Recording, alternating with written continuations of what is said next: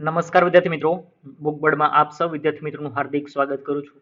આજે આપણે જોઈએ 30 ઓક્ટોબર 2020ના રોજના અતિ મહત્વના પ્રશ્નો તેમાં ચર્ચા કરી તે પહેલા ગઈકાલે જે ક્વેશ્ચન પૂછ્યા હતા તેના રાઈટ આન્સર કયા છે તે આપણે જોઈએ. કયા દેશમાં ભારતીય સહાયથી નિર્માણ થયેલા મંગદેચુ હાઇડ્રો ઇલેક્ટ્રિક પ્રોજેક્ટને પ્રતિષ્ઠિત બ્રુનેલ મેડલ એનાયત કરવામાં આવ્યો? ભારતના સહયોગથી જે નિર્માણ પામેલું છે જે પ્રોજેક્ટ તે ક્યાં આવેલો છે? ભૂતાન ખાતે. એનિમિયા મુક્ત ભારત ઇન્ડેક્સમાં કયું રાજ્ય પ્રથમ ક્રમે રહ્યું? અહીંયા પૂછવામાં આવ્યું છે રાજ્ય કયું છે, તો આપણો આન્સર થશે હરિયાણા. લોરાવેન ટેકનોલોજીસ સાથેનો smart street light retrofit project Ahmedabad શહેરમાં શરૂ કરવામાં આવ્યો છે. ટીઆરપી રેટિંગ પર જે પ્રતિબંધ મૂકવામાં આવ્યો છે તે ટીઆરપીનું પૂરું નામ થાય છે ટેલિવિઝન રેટિંગ પોઈન્ટ. ગુજરાત વિદ્યાપીઠને ડીમ્ડ યુનિવર્સિટીનો દરજ્જો 1963માં મળ્યો હતો. મિત્રો હાથ આપણા રાઈટ આન્સર. હવે જોઈએ આજના વિજેતા કોણ છે. આજના વિજેતા બન્યા છે ગૌરવ ચૌધરી તલોદથી. ખૂબ ખૂબ અભિનંદન ગૌરવ ચૌધરી. લાગે છે હજુ મેરેજની સિઝન આવી નથી એટલે ગયા વર્ષનો ફોટો એમને ક્લિક કરીને મૂક્યો છે યા તો વોટેવર જે પણ હોય તે. ચલો નેક્સ્ટ જોઈએ. હવે આપણા કરંટ અફેર્સના પ્રશ્નોની ચર્ચા કરીએ.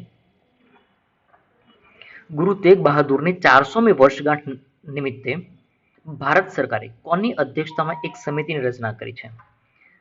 ગુરુ તેજ બહાદુરની 400મી જન્મ જયંતિ નિમિત્તે ભારત સરકારે એક સમિતિ બનાવી છે અને તેના અધ્યક્ષ કોણ છે? એના અધ્યક્ષ છે નરેન્દ્ર મોદી. મિત્રો ખાસ યાદ રાખજો, પ્રકાશ ઉત્સવ ઉજવાઈ રહ્યું છે. આપણા જે પંજાબના મુખ્યમંત્રી અમરિંદરસિંહ, કેપ્ટન અમરિંદરસિંહ, એમણે તો જાહેરાત કરી હતી કે એક વર્ષ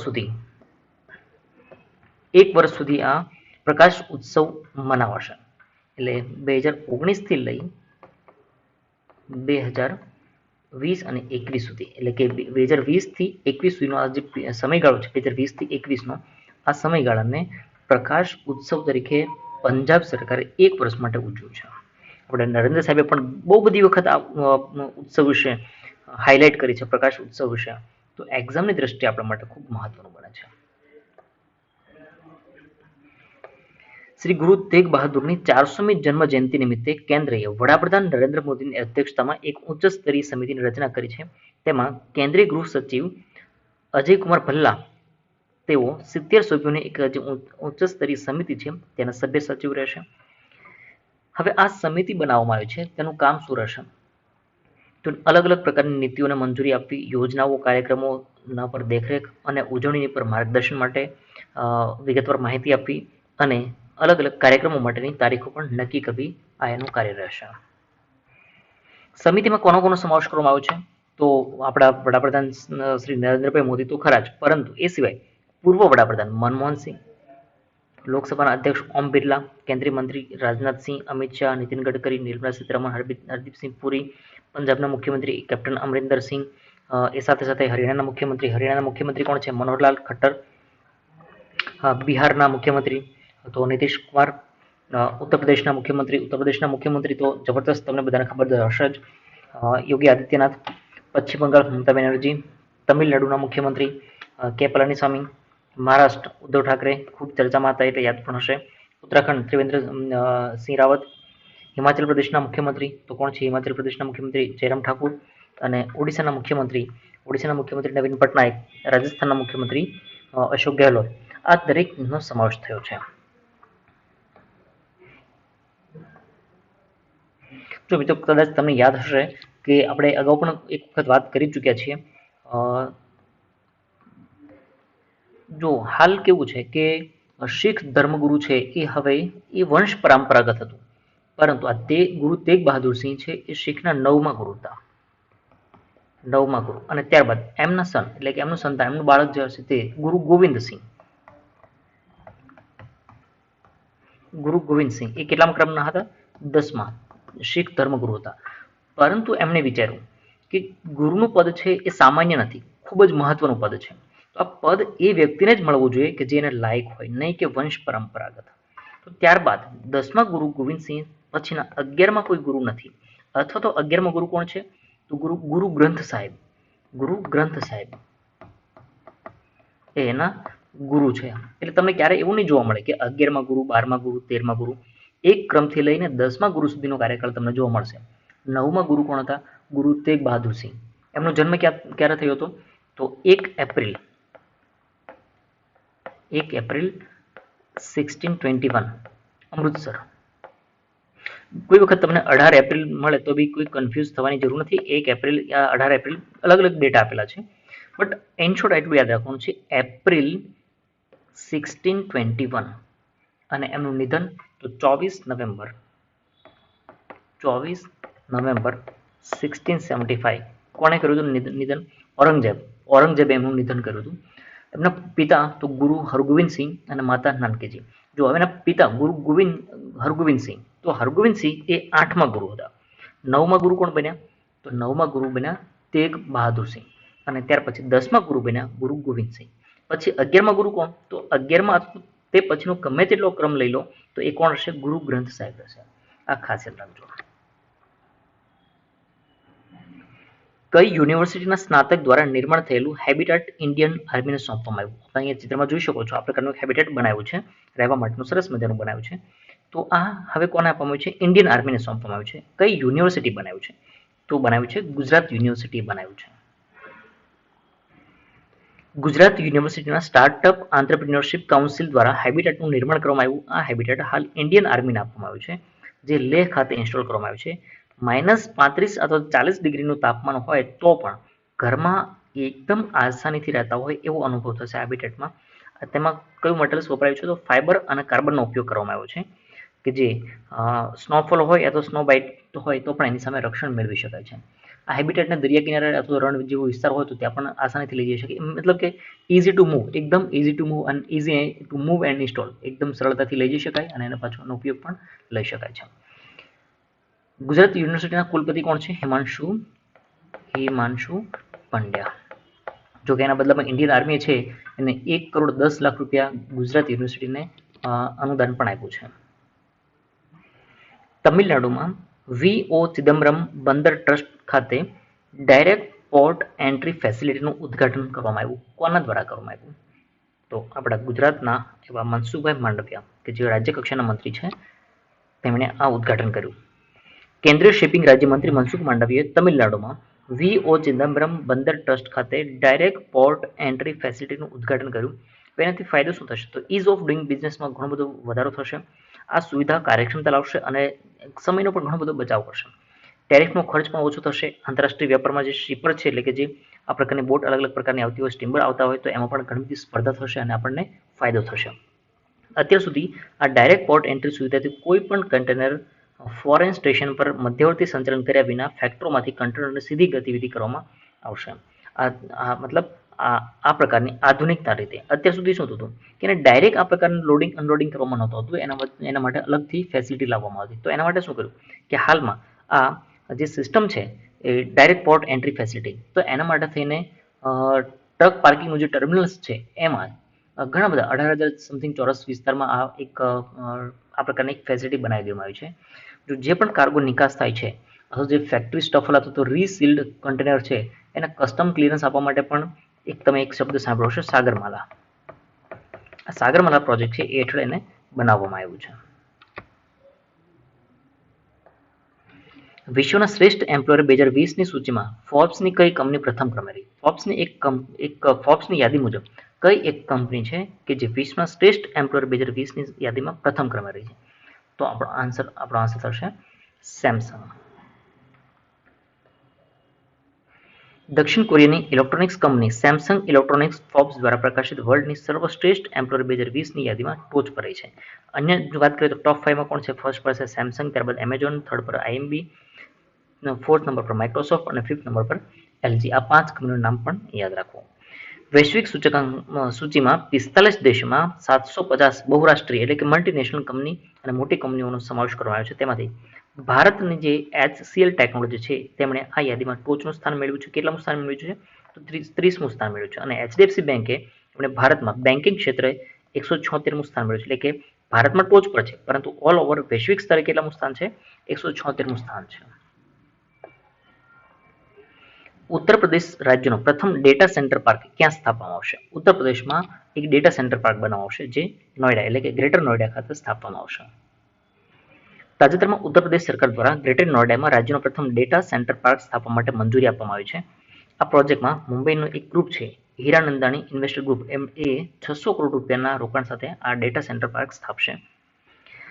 ભારતમાં ડેટાના પૂરતા કેન્દ્રોના અભાવને કારણે વિદેશમાં રહેલ કેન્દ્રોમાં ડેટા રાખવામાં આવે છે, જે ખૂબ જ ખર્ચાળ અને સુરક્ષા ગોપનીયતાની દ્રષ્ટિએ એકદમ ઝીરો કહી શકાય. જો હવે અહીંયા શું થયું કે આપણો જે ડેટા છે, તમારો ડેટા આપણે વોટ્સઅપ પર મેસેજ કરીએ છીએ, ફેસબુક પર મેસેજ કરીએ છીએ, વોટ એવર જેટલો પણ આપણો ડેટા છે, બધો ડેટા ક્યાં હોય છે?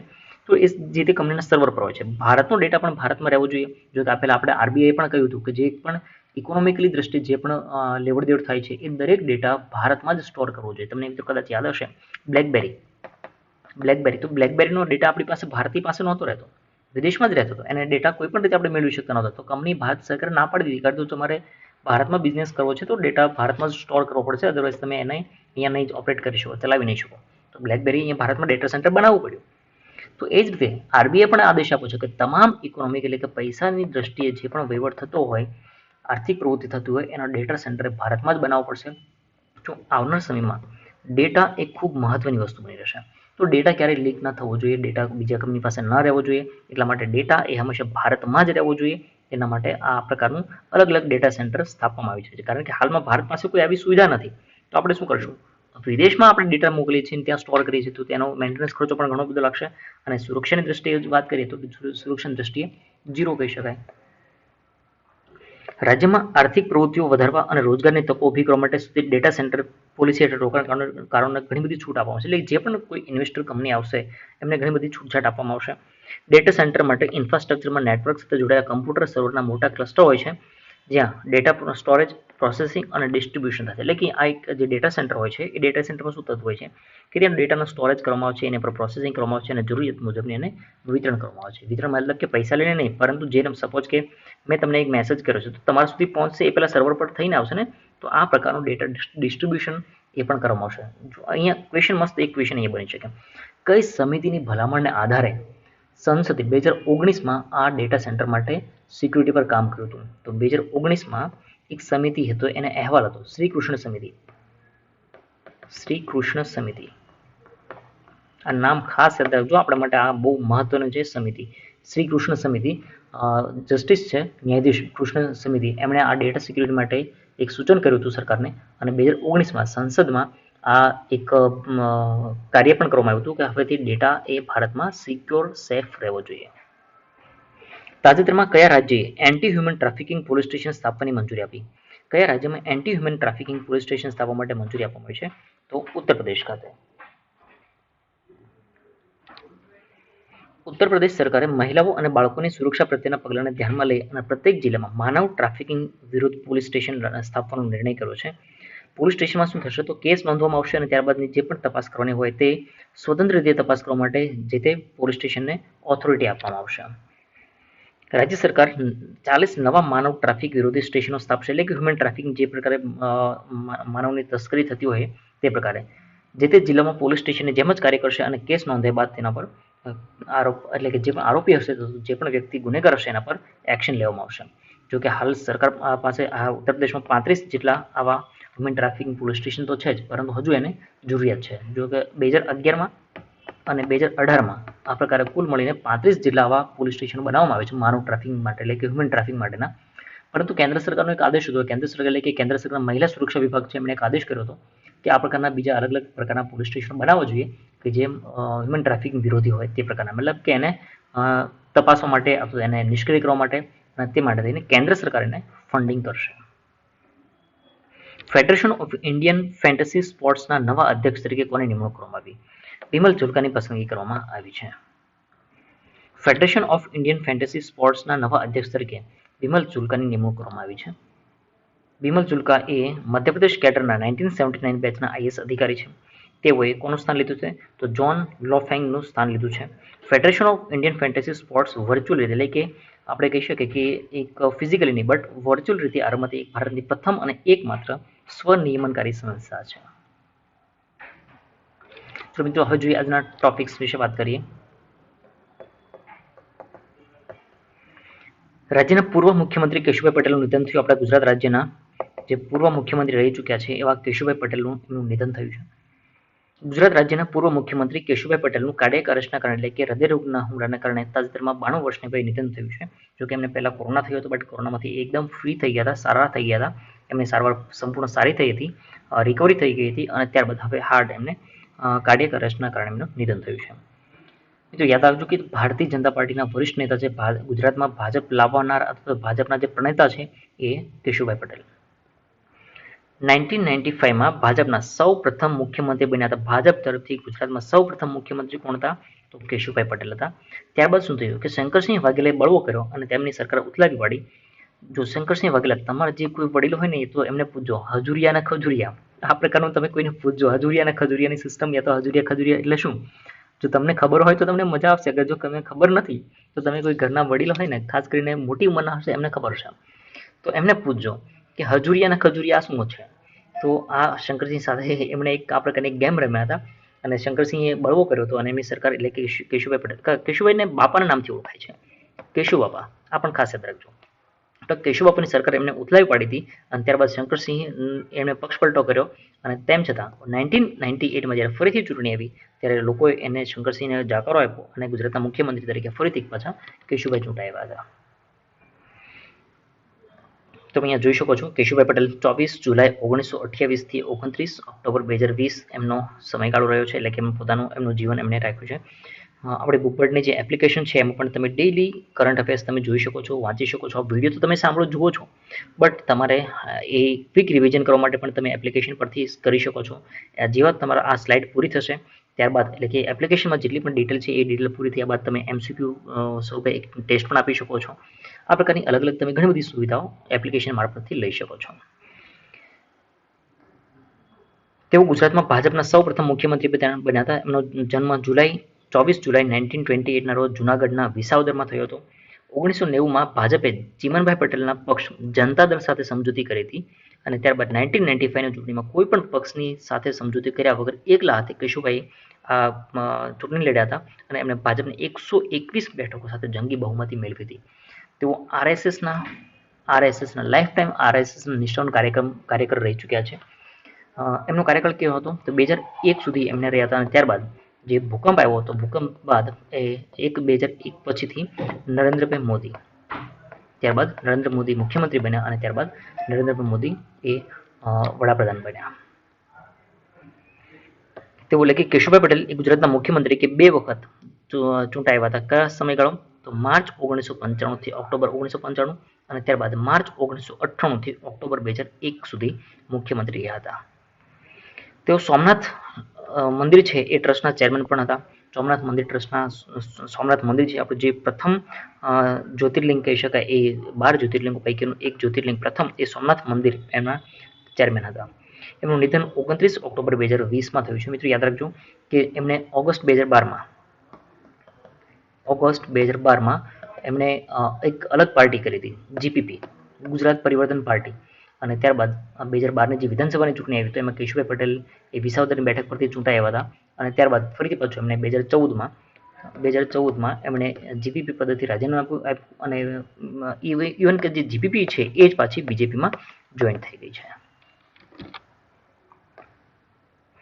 બીજા ટોપિકની વાત કરીએ. અર્જુન મુંડાએ આદિજાતિ કલ્યાણ માટે 2 સેન્ટર્સ ઓફ એક્સલન્સની શરૂઆત કરી.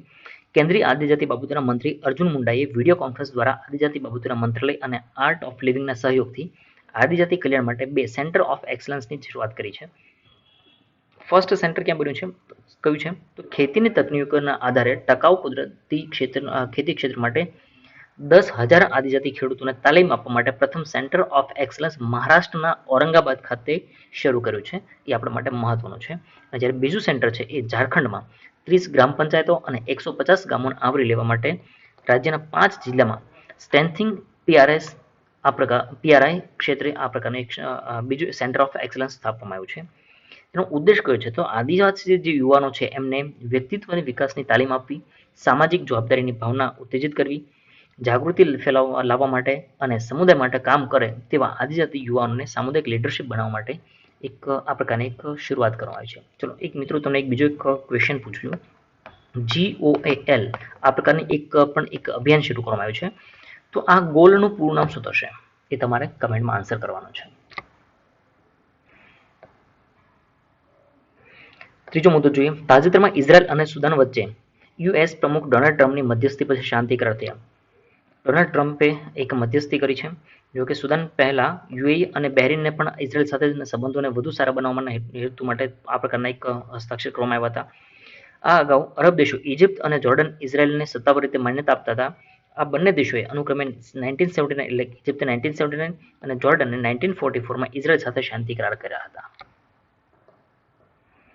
સુદાન પ્રજાસત્તાક તરીકે ઓળખાતો ઉત્તર પૂર્વ આફ્રિકન દેશ છે. 2011માં દક્ષિણ સુદાન બનતા પહેલા સુદાન આફ્રિકન ખંડનો સૌથી મોટો દેશ હતો. જો 2011 એટલે કે જો અહીંયા જુઓ કે 2012માં શું થયું કે સુદાનમાંથી દક્ષિણ સુદાન બહાર અલગ થયો.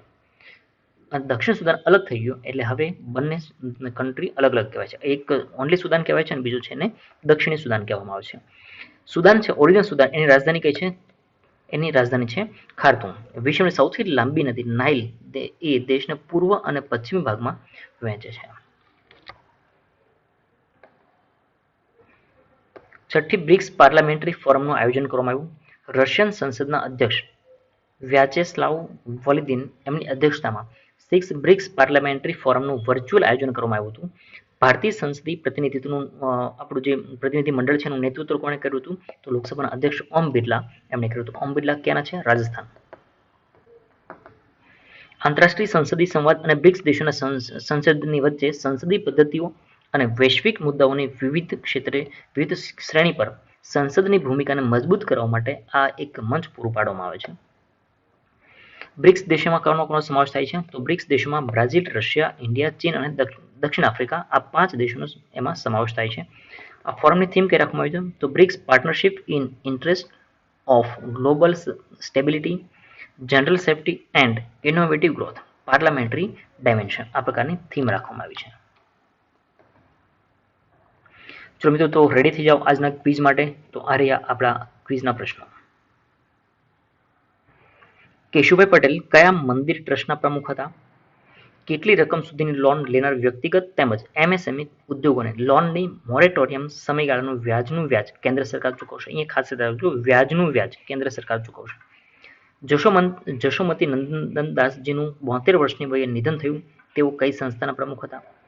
કયો દેશ ટેક્સ ચૂકવવા માટે ફેશિયલ રેકોગ્નાઇઝ સિસ્ટમ ધરાવનાર પ્રથમ દેશ બન્યો?